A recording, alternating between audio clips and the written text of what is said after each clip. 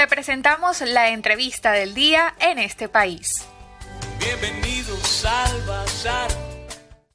Hoy estaremos analizando el tema petrolero, lo que está ocurriendo en Venezuela con la distribución y escasez de gasolina. Me complace contar hoy con la participación de Leonardo Buniac, economista y analista del panorama económico nacional y también internacional.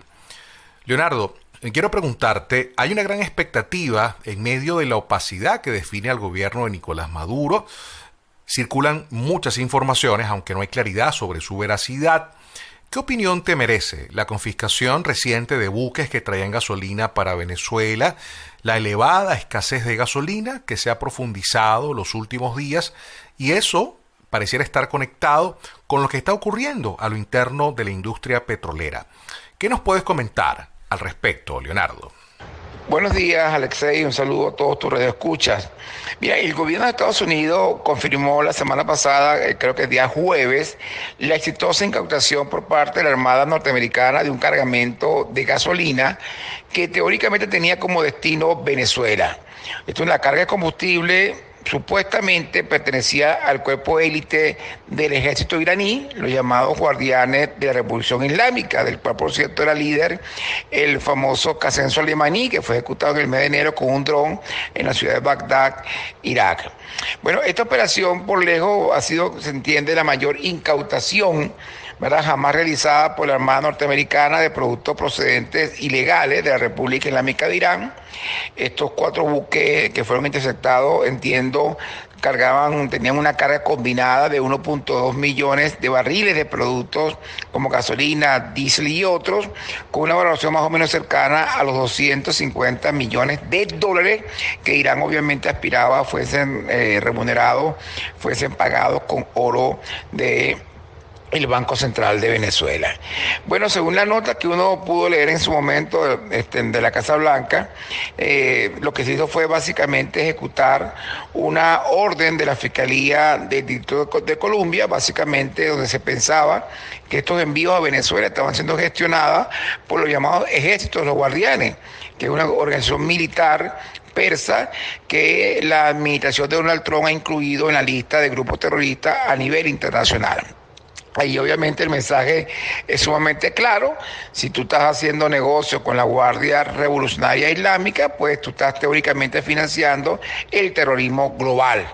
De esa manera lo advirtió en su momento el presidente Donald Trump.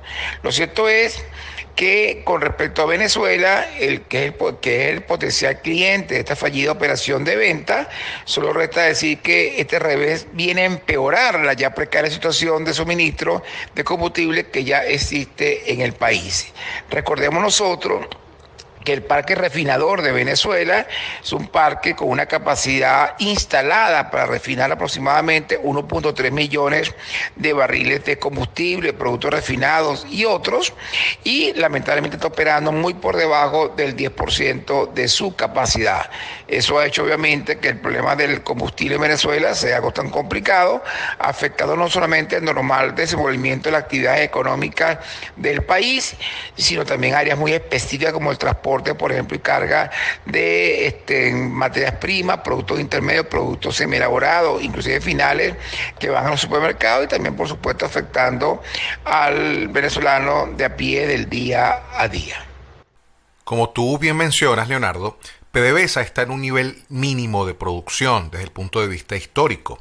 Y eso genera mucha preocupación por el efecto que puede tener no solo en la movilidad, en el transporte de los venezolanos, sino en la capacidad de PDVSA de atender la demanda interna de gasolina. Hasta ahora, el gobierno de Nicolás Maduro ha podido sortear las sanciones y conseguir gasolina a través de sus aliados, pero esto se hace cada vez más difícil. Parece que se cierra el círculo. Eso pudiera agravar mucho más el escenario económico y de abastecimiento de alimentos para los próximos meses. ¿Coincides con esta opinión, Leonardo? ¿Cuál es tu apreciación? Bueno, mira, un elemento importante, Alexei, que hay que analizar y explicar es que la capacidad de un país para importar combustible gasolina, diésel, cualquier otro bien o servicio viene dada por su capacidad para exportar. Si tú no exportas y generas flujos de caja de tesorería en moneda extranjera, pues limita seriamente tu capacidad para importar porque tampoco tienes capacidad de endeudamiento en el mercado financiero internacional. Recuerda que Venezuela es un país monoproductor, monoexportador y monodependiente de la actividad petrolera. Y dada la severa caída en la producción de petróleo, vista ahorita el cierre del mes de julio, vemos que Venezuela hoy está produciendo 336.000 barriles diarios de apenas de crudo. Y de esa cantidad de crudo, 2/3 partes de esa cantidad no generan caja, porque una parte está comprometida con los empréstitos, con los préstamos con China, son 13.000 millones que aún se deben, con Rusia una menor cuantía, con Petrocaribe, especialmente con Cuba, y una parte se comparte con las empresas mixtas que operan en la faja petrolera del Orinoco y que son socias de PDVSA. Es decir, que una pequeña parte de esa cantidad de crudo es lo que te genera caja. Por lo tanto, en el año 2020, en el mejor de los casos, vas a recibir cerca de unos 2.000 millones de dólares en ingresos petroleros, lo cual te limita seriamente tu capacidad para dos cosas. Uno, importar alimentos para la caja CLAP, y dos, importar combustible para satisfacer obviamente al mercado interno en Venezuela, porque el parque refinador hoy opera por debajo del 10% de su capacidad, básicamente por falta, como tú sabes, de mantenimiento de las inversiones y por supuesto de la aparición de riesgos operacionales por fallos técnicos en los recursos humanos, que ha producido muchos incidentes en la actividad petrolera, obviamente paralizando el suministro de combustible. Un parque refinador que, como comentábamos ahorita, tiene una capacidad de 1.3 millones de barriles diarios aproximadamente de productos refinados. Bueno, en este escenario es obvio que tu capacidad para importar está limitada por tus mermados ingresos petroleros, pero por otra parte, logísticamente, las sanciones y el riesgo reputacional comienzan a afectarte, porque recordemos nosotros que Rosneft más o menos gestionaba el 70% de los combustibles que se traían en el país, pero Rosneft se va de Venezuela, obviamente eludiendo, evitando las sanciones. Así que ahora aparece Irán, pero recordemos lo que acaba de pasar con Irán, que bueno, Irán es visto como un estado promotor del terrorismo internacional, y como consecuencia de esto, los envíos de Irán hacia Venezuela también van a ser objeto, por supuesto, de embargo y de potencial incautación. Esto va a complicar mucho el panorama interno de suministro de combustible en Venezuela, y en este momento es muy difícil pensar en una reactivación de la actividad económica por dos cosas: no tienes electricidad y tampoco tienes combustible. Es obvio que la cadena de suministro, la cadena de valor, de distribución de materias primas, productos semielaborados, productos finales, especialmente los alimentos, van a sufrir un impacto sumamente serio en Venezuela. En otras palabras, hay cosas que con el tiempo empeoran y otras que con el tiempo mejoran. Esto va a empeorar. Además del impacto que están teniendo las sanciones, Leonardo, hay otra situación que estaría reflejando el profundo deterioro de la capacidad operativa interna de PDVSA. Sería la falta de mantenimiento de las instalaciones ante, por ejemplo, los recientes derrames petroleros que se han generado, uno en Falcón, otro hace poco también en las costas del estado Sucre. Hay quienes dicen que la única manera en que se pueda llevar a cabo una profunda reestructuración de la industria petrolera es si se concreta un cambio político. ¿Cuál es tu opinión en este sentido?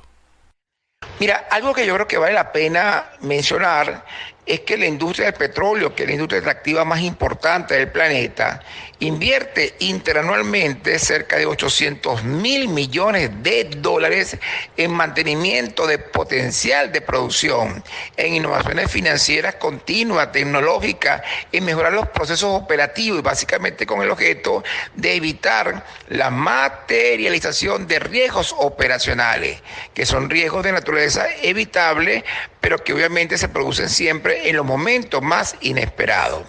¿Qué ocurre en Venezuela? La falta de mantenimiento todos estos últimos años y, por supuesto, la materialización de riesgos operativos como fallos en los procesos internos, fallos en los controles internos, fallos técnicos en los recursos humanos, ha producido un deterioro permanente del potencial de producción de la industria petrolera venezolana, a nivel de producción, pero también a nivel del parque refinador. Como decía, un parque refinador con una capacidad de refinamiento de casi 1,3 millones de barriles diarios en productos.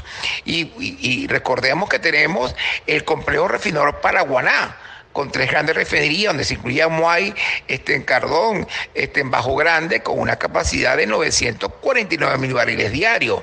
Eso está por debajo del 7 u 8% de su capacidad operativa.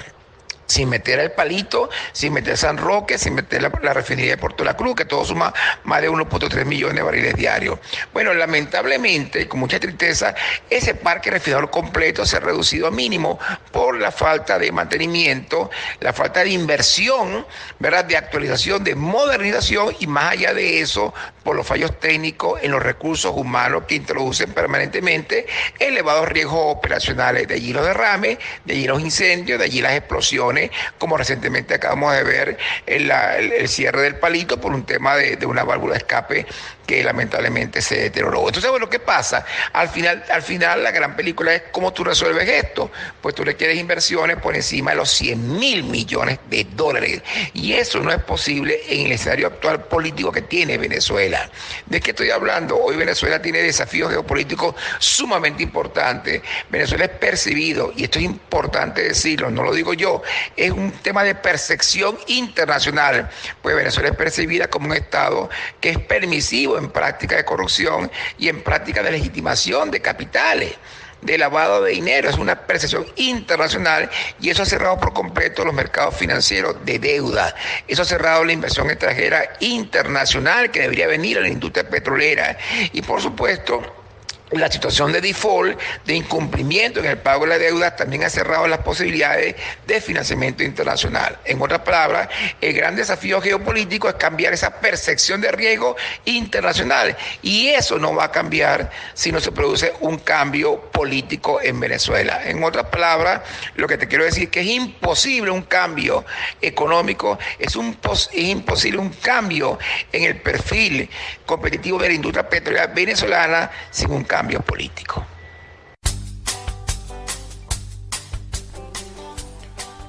Bien, escucharon ustedes la opinión de Leonardo Buniac, economista y experto en temas financieros y de análisis de entorno, quien nos ha descrito muy bien la situación de la industria petrolera en el contexto de esta escasez de gasolina y el escenario para los próximos meses si esta coyuntura tiende a agravarse.